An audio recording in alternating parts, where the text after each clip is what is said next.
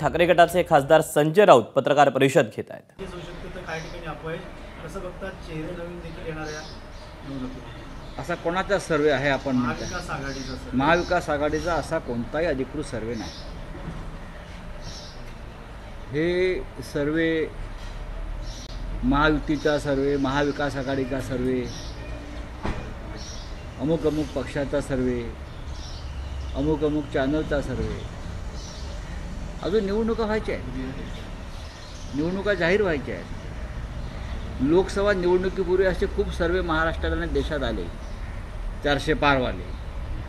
त्याचं काय झालं आपण पाहिलं।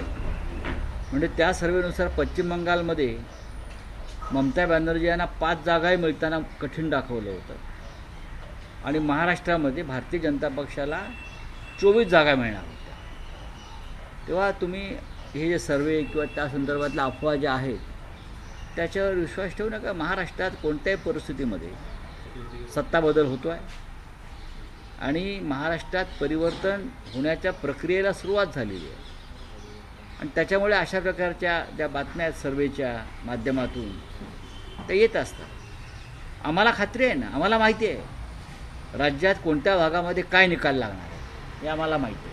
नाना पटोलेंना मुख्यमंत्रीपद मिळावं आणि जर नाही मिळालं तर आम्ही हिसकावून घेऊ, असं विदर्भातल्या सगळ्या काँग्रेस नेत्यांनी एकत्रित येऊन आपलं जाहीरपणे प्रतिक्रिया दिलेली आहे। काय वाटतं? नाही, बरोबर आहे। काँग्रेस पक्षात जर अशा प्रकारची भूमिका असेल तर त्या संदर्भात त्यांचे जे हायकमांड आहे, राहुल गांधी असतील किंवा मल्लिकार्जुन खरगे असतील, ते त्याच्यावर निर्णय घेतील।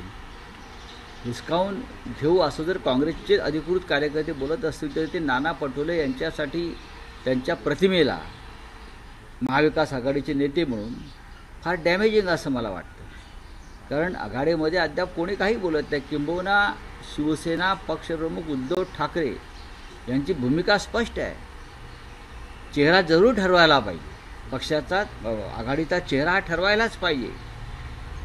जर काँग्रेस पक्ष असा चेहरा देणार असेल तर आम्ही त्याचं स्वागत करू, आम्ही त्याचं समर्थन करू। ही उद्धव ठाकरे साहेबांची भूमिका आहे। म्हणजे शिवसेनेला मुख्यमंत्रीपद दिलं नाही तर आम्ही हिसकावून घेऊ, राष्ट्रवादीसुद्धा असं म्हणत नाही आहे की आम्हाला जर मुख्यमंत्रीपद मिळालं नाही तर आम्ही हिसकावून घेऊ। त्याच्यामुळे ज्या नेत्याच्या संदर्भात अशा प्रकारचं वक्तव्य केलं जातं त्या नेत्याला अशी वक्तव्य अडचणीची ठरू शकतात। नाना पटोले हे अत्यंत संयमी नेते आहेत काँग्रेस पक्षातले, निस्वार्थी नेते आहेत काँग्रेस पक्षातले। ते पक्षाच्या विजयासाठी अथक परिश्रम करत आहेत, त्याच्यामुळे त्यांच्या समर्थकांनी त्यांना अडचणीत आणण्याचं काम करू नये। अजित पवार यांना महायुतीतून बाहेर काढण्यासाठी भाजप आणि शिंदे गटाकडून पद्धतशीर प्रयत्न सुरू असल्याची माहिती समोर येते। बघा, भारतीय जनता पक्ष आणि हा मिंदे गट हे 1 नंबरचे कारस्थानी आणि कपटी लोक आहेत।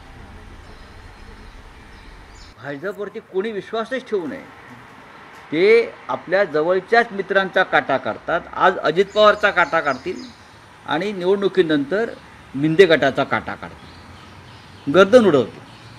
हे निर्दयी लोक आहेत, त्याचा अनुभव आम्ही घेतला आहे। या देशातल्या अनेक त्यांच्या मित्रपक्षाने घेतलेला आहे। अजित पवार यांना दूर लोटण्याचा उपक्रम आणि कार्यक्रम सुरू झालेला आहे आणि त्याच्यामध्ये हे मिंदे गटाचे काही लोक सामील आहेत। त्यातलं राजकारण असं आहे की एकदा अजित पवारांना बाहेर काढलं की मग आपापल्या वाट्याला जास्त जागा जिंकण्यासाठी लढण्यासाठी येऊ शकतात। पण अजित पवार हे त्यांच्या काकांशी बेईमानी करून, एवढा मोठा धोका पत्करून भारतीय जनता पक्षाबरोबर आलेले आहेत। पण आता गरज सर्व वैद्य मरो ही भूमिका असल्यामुळे अजित पवारांना अडचणीत आणणारी वक्तव्य, भूमिका दोन्ही गटाकडून घेतल्या जात आहेत। पण मी परत सांगतो, आज पहिला बळी जर अजित पवारचा जाणार असेल तर दुसरा बळी हा मिंदे गटाचा जाईल, हे 100%। 2024च्या निवडणुकीनंतर परिवर्तन जे होत आहे त्याच्यामध्ये सत्ता जरी महाविकास आघाडीची येणार असली 100%, तरीही कोणत्याही परिस्थितीत राज्याचं नेतृत्व एकनाथ शिंदेकडे राहू नये यासाठी भारतीय जनता पक्षामध्ये आत्ताच हालचाली सुरू झालेल्या आहेत। एकनाथ शिंदे आणि त्यांच्या लोकांना सांगण्यात आलेलं आहे दिल्लीतून, महाराष्ट्राच्या निवडणुकीचा संपूर्ण खर्च करा. त्यांच्याकडून झारखंड आणि हरियाणाच्या निवडणुकीचा खर्चही करून घेतला जातोय मिंद्यांकडून, आणि या राज्याचाही करा. म्हणजे शेवटी त्यांचं मुख्यमंत्रीपद हे पैशावर टिकून आहे. हा खर्च तुम्ही केल्यावर मग आम्ही निर्णय घेऊ तुम्हाला भविष्यामध्ये राज्याच्या नेतृत्वावर ठेवायचं की नाही. आणि म्हणूनच जी भ्रष्टाचार आणि लुटमार राज्यात जी सुरू आहे ती यासाठी हजारो कोटी रुपये गोळा करून या सरकारला, या सरकारच्या नेत्यांना, मुख्यमंत्र्यांना दिल्लीला द्यावे लागतात. थैल्या एकेकाळी आम्ही मुंबईतून कशा थैल्या जातात दिल्लीत याची वर्णनं करत होतो. तेव्हा दिल्लीत काँग्रेसचं राज्य होतं. आज गुजरातच्या व्यापार मंडळाचं राज्य आहे, पण थैल्या देण्याचं काम महाराष्ट्रातल्या किंवा मुंबईतल्या नेत्यांनाच करावं लागतं. त्याच्यावर त्यांच्या खुर्च्या टिकून आहेत. सर, दोन महत्त्वाचे नेते म्हणजे जे आता मंत्रिपदासाठी गेल्या अनेक वर्षांपासून वेट करत होते, त्यांच्यामध्ये बाचाबाई दिसून होते. सिडकोचं अध्यक्षपद संजय सिन्हा यांना मिळाल्याच्या नंतर भरत गोगावले म्हणतात की आता एका आमदाराने मला मंत्रिपद मिळालं नाही पाहिजे यासाठी प्रयत्न केले होते आणि राजीनामा दिला होता. त्यांना आता सिडकोचं अध्यक्षपद मिळालं. या शिवसेनेच्या दोन नाही, त्याच्यावरती मी बोलणार नाही. बघा, हे डबक्यातले बेडूक आहेत सगळे. हे जे सगळे डराव करतायत त्यांना कोणतीही प्रतिमा आणि प्रतिष्ठा नाही.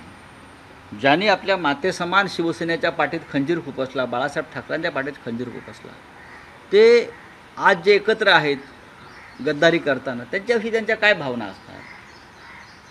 आणि असे लोक जे असतात त्यांना मी बेडकाची उपमा देतो. आणि बेडूक हे गटारात चिखलात असतात, हे डराव करत असतात. आपापसात डराव करून पावसाळा संपला की बेडूक नष्ट होतो. गांडूळ आणि बेडकाचं आयुष्य पावसाळ्यापुरतं असतं. तसं या मिंदे गटाचं आहे. गेले काही काळ रेल्वे अपघातात वाढ झाली आहे, त्याचप्रमाणे रेल्वे अपघातांची वाढ झाली आहे आणि मध्य प्रदेशमध्ये देखील जवानांची ट्रेन उडवण्याचा प्रयत्न झाला.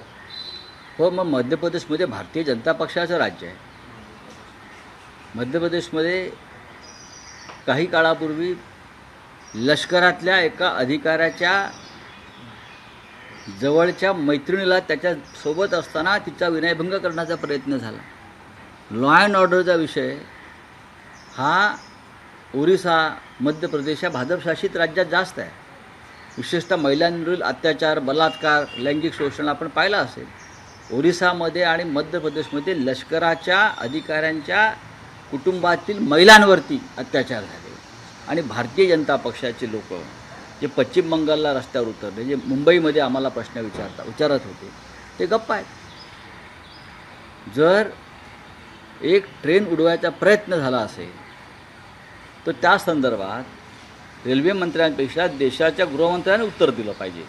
अमित ठाकरे म्हणतात की आदित्य ठाकरे समोर मला उभे करू नका.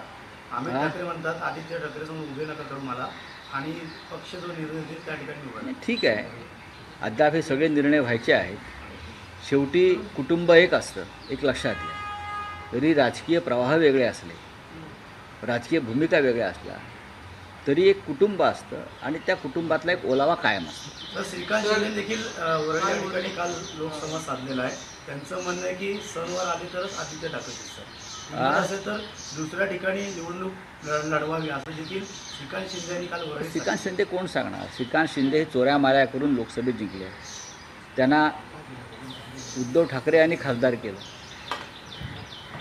हे सगळ्यांना माहिती आहे. कदाचित भविष्यात ते खासदार नसतील आणि त्यांचे वडील मुख्यमंत्री नसतील. त्याच्यामुळे आज मुख्यमंत्री आहेत म्हणून त्यांची पोपटपंची सुरू आहे. चला, थँक्यू. लोकसभेनंतर विधानसभेत देखील पैशांचा पाऊस पडू शकतो का? पुन्हा एकदा सुटकेस प्रकरण येऊ शकतं का विधानसभा निवडणुकीदरम्यान? काय येणार नाही. हे महाराष्ट्राचं सरकार जे पैशाच्या थैल्यांवरती सत्तेवर बसलं आहे.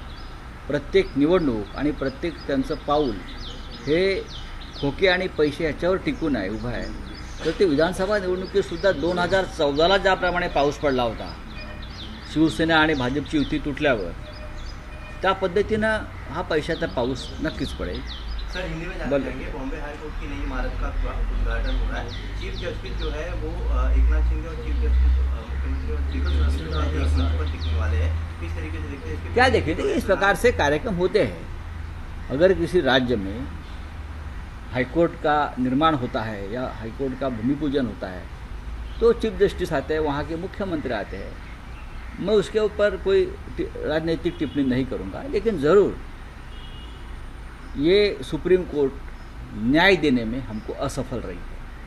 ट्रेन हादसा जो है लगातार उसकी संख्या बढ़ती जा रही है। एक बार फिर मध्य प्रदेश में जो है जो जवानों की ट्रेन है उसको जो जवानों की ट्रेन का हादसा है या और कुछ है? जो पुलवामा में हुआ था आपको मालूम है। बीजेपी शासित राज्यों में चुनाव जीतने के लिए कुछ भी हो सकता है। उस बारे में गृह मंत्री ने जवाब देना चाहिए कि बार बार ऐसी घटनाएं क्यों होती है। अब तक ये पुलवामा का जांच नहीं कर पाए हैं, और अगर जवानों की जो ट्रेन है उनके ऊपर कोई इस प्रकार का घातपात या गड़बड़ होती है तो जिम्मेदार वहाँ की भाजपा शासित सरकारें है, गृह मंत्री है और रेलवे मंत्री है, और कौन हो सकता है? चलो, थैंक यू। एबीपी माझा, उघडा डोळे बघा नीट।